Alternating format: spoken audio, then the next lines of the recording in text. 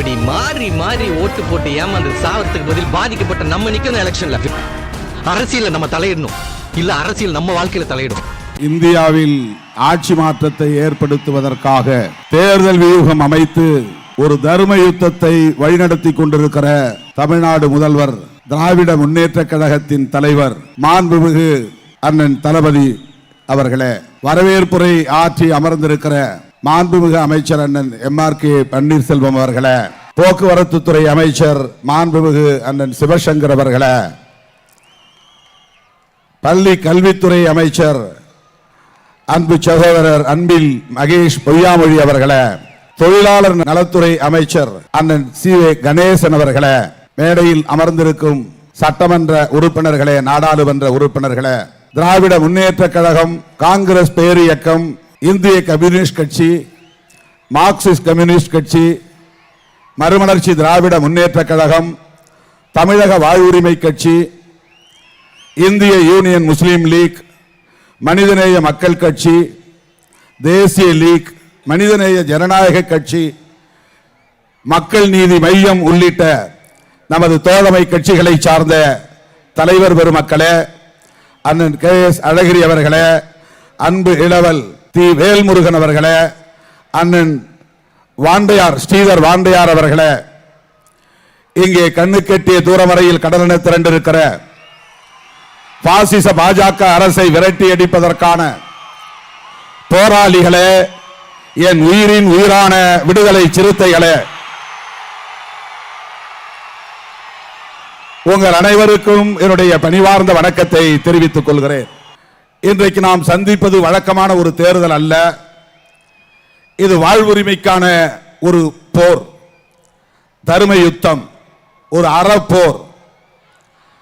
அண்ணன் தளபதி அவர்கள் இதை சாதாரணமான ஒரு தேர்தலாக கருதியிருந்தால், தமிழ்நாட்டோடு இந்த எல்லையை சுருக்கிக் கொண்டு அதிமுகவை எதிர்த்து, எடப்பாடி பழனிசாமி அவர்களை எதிர்த்து அரசியல் செய்துவிட்டு அமைதியாக இருந்துவிட முடியும். ஆனால் அதிமுக ஒரு பொருட்டல்ல.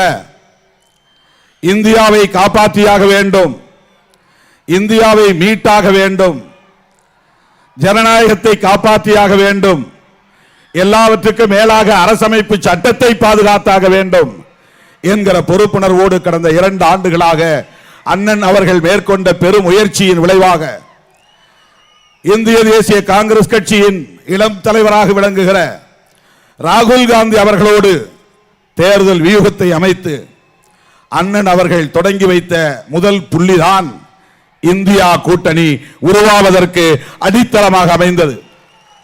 இன்றைக்கு பாசிச பாஜக அரசை விரட்டி அடிப்பதற்கான தேர்தல் வியூக தளபதியாக, ஆளுமையாக விளங்குபவர் அண்ணன் தளபதி அவர்கள். எதிர்க்கட்சிகளை யார் ஒருங்கிணைக்க போகிறார்கள் என்கிற எண்ணத்தோடு இருமாப்போடு இருந்தவர்கள் மோடி, அமித்ஷா கும்பல். அவர்களை ஒருங்கிணைக்க முடியும் என்பதை சாதித்து காட்டியவர் அண்ணன் தளபதி அவர்கள். அவர்களுக்கு இப்போது இந்தியாவில் வேறு எந்த மாநிலத்தை கண்டும் அச்சம் இல்லை, தமிழ்நாட்டை கண்டுதான் அச்சம். இந்தியாவில் வேறு எந்த தலைவரை விடவும் மோடி, அமித்ஷா கும்பலுக்கு அச்சம் இருக்கிறது என்றால் தமிழ்நாட்டு முதல்வர் மாண்புமிகு அண்ணன் தளபதி அவர்களை கண்டு தான் அச்சம். ஏன் அவர் இந்தியாவை தமது எல்லையாக ஏற்றுக்கொண்டார்? தமிழ்நாட்டு அளவிலே தன் எல்லையை சுருக்கிக் கொள்ளவில்லை. அவர் தந்தை பெரியாரின் மடியில் வளர்ந்தவர், பேரறிஞர் அண்ணாவால் தூக்கி வளர்க்க பெற்றவர், முத்தமிழறிஞர் கலைஞரின் அரசியல் பாசறையில் கற்றவர். அதனால்தான் சமூக நீதியை பாதுகாப்பதற்காக பாசிச பாஜகவோடு கைகோர்க்க விரும்பவில்லை. பாஜகவோடு நட்பு பாராட்ட விரும்பியிருந்தால் செந்தில் பாலாஜி உள்ளே போயிருக்க தேவையில்லை. பாஜகவோடு நட்பு பாராட்ட விரும்பியிருந்தால் அண்ணன் பொன்முடி அவர்கள் பதவியை இழக்க வேண்டிய நெருக்கடி ஏற்பட்டிருக்காது.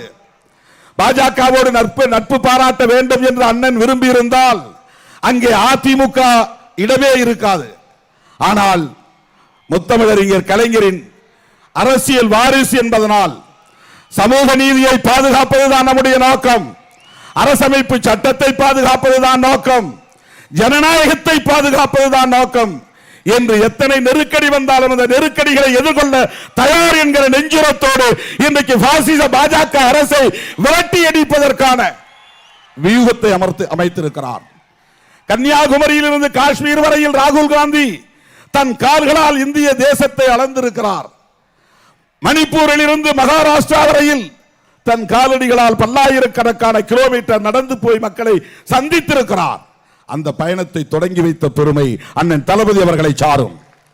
அந்த பயணத்தின் நிறைவு விழாவிலே பங்கேற்று அவரை பாராட்டி வாழ்த்திய பெருமை அண்ணன் தளபதி அவர்களை சாரும். இன்றைக்கு ராகுல் காந்தி அவர்களின் கரத்தை வலுப்படுத்துவதன் மூலம்தான் இந்த நாட்டை மீட்க முடியும் என்கிற நம்பிக்கை கொண்டிருப்பவர் நமது அண்ணன் தளபதி அவர்கள். ராகுல் காந்தியின் கரத்தை வலுப்படுத்துவதன் மூலம்தான் பாசிச பாஜக அரசை விரட்டியடிக்க முடியும் என்கிற நம்பிக்கையை 2019 வெளிப்படையாக அறிவித்த துணிச்சல் நம்முடைய தளபதி அவர்களின் துணிச்சல். இந்தியாவில் வேறு எந்த மாநில முதல்வரும் அதை செய்யவில்லை, எந்த மாநில தலைவரும் அதை செய்யவில்லை. ஏன் காங்கிரஸில் இருந்து வெளியேறி கட்சி தொடங்கிய காங்கிரஸ் பாரம்பரியத்தை சார்ந்த தலைவர்கள் கூட தயங்கிய போது வெளிப்படையாக முதலில் அறிவித்த பெருமை அடுத்தது ராகுல் காந்தி தான் இந்த நாட்டை காப்பாற்ற முடியும் என்கிற கருத்தை வெளியிட்ட துணிச்சல் அண்ணன் அவர்களை சாரும். அப்படிப்பட்ட ஆளுமை இன்றைக்கு தமிழ்நாட்டில் இருந்து கொண்டு ஒட்டுமொத்த தேசத்தையே வழிநடத்துகிறார் அண்ணன் தளபதி அவர்கள். இந்த தேர்தல் தேதி அறிவித்த உடனேயே, தொகுதி பங்கீடு முடித்த உடனேயே தளபதி அவர்கள் அறிவித்த செய்தி 40 நானே நிற்கிறேன். சிதம்பரத்திலும் வேட்பாளர் தளபதி ஸ்டாலின் அவர்கள்தான், மயிலாடுதுறையிலும் வேட்பாளர் தளபதி ஸ்டாலின் அவர்கள்தான், கடலூரிலும் விஷ்ணு பிரசாத் அல்ல, நம்முடைய தளபதி முத்துவேல் கருணாநிதி ஸ்டாலின் தான் வேட்பாளர். தொகுதிகளில் சின்னம் மாறலாம், ஆனால் 40 தொகுதிகளிலும் நானே நிற்கிறேன் என்று சொன்னார். 1977 நாட்டில் ஒரு நெருக்கடி ஏற்பட்ட போது இந்தியா முழுவதும் பயணம் செய்து தலைவர்களை எல்லாம் ஒருங்கிணைத்து ஒரு கூட்டணியை உருவாக்கிய வரலாற்றை படைத்தவர் முத்தமிழ் அறிஞர் கலைஞர். அந்த வரலாற்றின் தொடர்ச்சியாக இன்றைக்கு பாசிச பாஜக அரசை விரட்டி அடிப்பதற்காக மம்தா பானர்ஜி அவர்களை, அரவிந்த் கெஜ்ரிவால் அவர்களை, அகிலேஷ் யாதவ் அவர்களை, தேஜஸ்வி யாதவ் அவர்களை, உத்தவ் தாக்கரே அவர்களை எல்லோரையும் சந்தித்து ராகுல் காந்தி கரத்தோடு இணைத்தவர், பிணைத்தவர் நம்முடைய தளபதி அண்ணன் ஸ்டாலின் அவர்கள். அவருடைய தேர்தல் வியூகம் வெற்றி பெற வேண்டும், அண்ணனுடைய கரத்தை வலுப்படுத்த வேண்டும். 40 நாம் வெற்றி பெற்றால் பாசிச பாஜக அரசை எப்படி விரட்டி அடிக்க முடியும் என்கிற உத்தியை அண்ணன் அவர்கள் பார்த்துக் கொள்வார். ஆகவே எனது அருமை தோழர்களே, என் உயிரின் உயிரான விடுதலை சிறுத்தைகளே, சிதம்பரம் தொகுதி மட்டுமல்ல, கடலூரில் விஷ்ணு பிரசாத் வெற்றி பெற வேண்டும். சிதம்பரம் தொகுதி மட்டுமல்ல, மயிலாடுதுறையிலே சுதா அவர்கள் வெற்றி பெற வேண்டும். சிதம்பரம் தொகுதியில் மட்டுமல்ல, தமிழ்நாடு முழுவதும் பாண்டிச்சேரி உட்பட 40 தொகுதிகளிலும் விடுதலை சிறுத்தைகள் உயிரை கொடுத்து எஞ்சியுள்ள இந்த 10-12 நாட்கள் பணியாற்ற வேண்டும் என்று கேட்டு அண்ணன் அவர்கள் எடுக்கிற அத்தனை முயற்சிகளுக்கும் விடுதலை சிறுத்தைகள் என்றென்றைக்கும் உற்ற துணை இருப்போம், தோள் கொடுப்போம். அண்ணன் அவர்களுடைய இந்த தேர்தல் வியூகம் வெற்றி பெற வேண்டும். அதற்கு சிதம்பரம் தொகுதியிலே பானை சின்னத்திலே வாக்களிக்க வேண்டும், கடலூர் தொகுதியிலே கை சின்னத்தில் வாக்களிக்க வேண்டும், மயிலாடுதுறை தொகுதியிலே கை சின்னத்தில் வாக்களிக்க வேண்டும் என்று கேட்டுக்கொண்டு இந்த நிகழ்ச்சியை இவ்வளவு சிறப்பாக ஏற்பாடு செய்த தம்பி MRKP கதிரவன் அவர்களுக்கு இந்த நேரத்தில் என்னுடைய வாழ்த்துக்களை தெரிவித்து, தோழர் சிந்தனை செல்வன் உள்ளிட்ட நமது கட்சி தோழர்களுக்கும் வாழ்த்துக்களை சொல்லி நிறைவு செய்கிறேன். நன்றி, வணக்கம். நமது சின்னம் அண்ணன் தளபதியின் சின்னம்.